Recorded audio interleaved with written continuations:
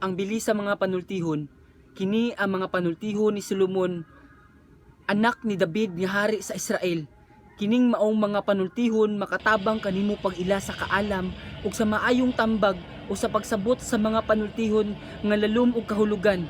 Makatudlo kini kanimo unsaon pagkinabuhi sa hustong paagi ug sa pagkamatarong ug sa pagkamakiangayon.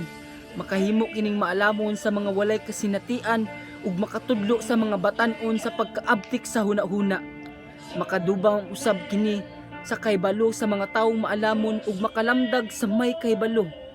Aron sila makatugkad sa tinagong mga kahulugan sa mga panultihon, ingon man sa mga suliran ug tigmo nga sagad ipangutana sa mga maalamon. Tambag alang sa mga batan-on. Ang pagtahod ug pagbaton ug kahadlok sa Ginoo maoy sinugdanan sa kaalam.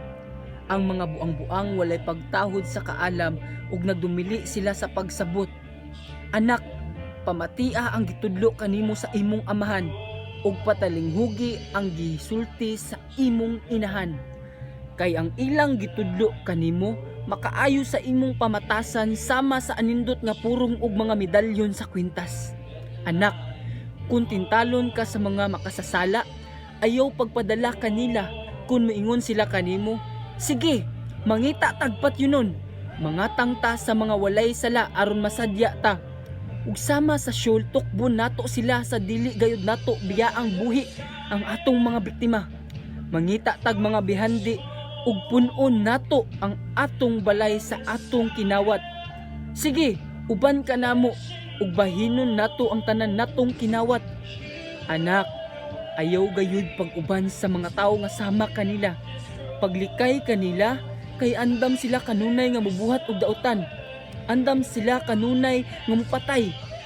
Kawang lamang ang pagbutang og litag kung magtan-aw sa imong gibuhat ang langgam nga buot mong litagon. Apan, ang maong mga tawo naglitag lamang sa ilang kaugalingon. Ang ilang kaugalingong kinabuhi maoy ilang malitag. Mao kini ang dangatan sa nanginabuhi pinaagi sa kabangis ug pagpanglimbong. Sila ra ang nagunay pagtapos sa ilang kinabuhi. Nagtawag ang kaalam. Pamati, nagtawag ang kaalam. Diha sa kadalanan ug sa mga merkado. Nagsinggit kini diha sa ganghaan sa mga syudad ug sa tanang dapit nga tigumanan sa mga tawo. Kini ang iyang giingon. Mga buang-buang, magpadayon na ba lamang kamo sa inyong binuang?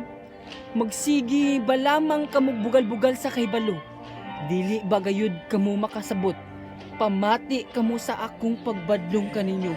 Hatagan ko kamo maayong tambag ug ipakig-ambit ko kaninyo ang akong kahibalo. Nagsigi akong tawag ug dapit kaninyo apan dili kamo mamati ug wala lamang ako ninyo tagda. Wala ninyo tagda ang akong tambag ug dili kamo gustong magpatudlo kanako. Busa katawan ko lamang kamo kun abuton na kamog kalisdanan. Bugal-bugalan ko kamo kun abuton na kamog kalisang. Muhampak kaninyo ang kalisang sama sa bagyo nga magdala sa alimpulo sa kalisdanan ug tungod niini mag-antos kamo ug maalaot. Mutawag unya kamo kanako apan dili ko kamo tubagon. Pangitaon ako ninyo sa tanang dapit apan dili ninyo ako makit-an. Tungod kay wala gayud ninyo gamita ang kahibalo ug kanunay kamong nagdumili sa pagtahod ug pagbaton ug kahadlok sa Ginoo. Ug kay wala man gayud kamo mamati sa akong tambag ug magtagad sa dihang gibadlong ko kamo. Angay kamong mag-antos ug basulan unya ninyo ang inyong gibuhat. Ang mga taong walay kasinatian mamatay kay dili man sila mudawat sa kaalam. Ang mga buang-buang mga laglag tungod sa kakulang sa ilang pagtagad. Apan ang mamati kanako makaangkon gayud og seguridad.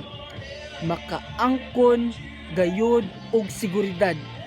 Mahilayo siya sa kakuyaw ug wala siya'y angay nga kalisangan.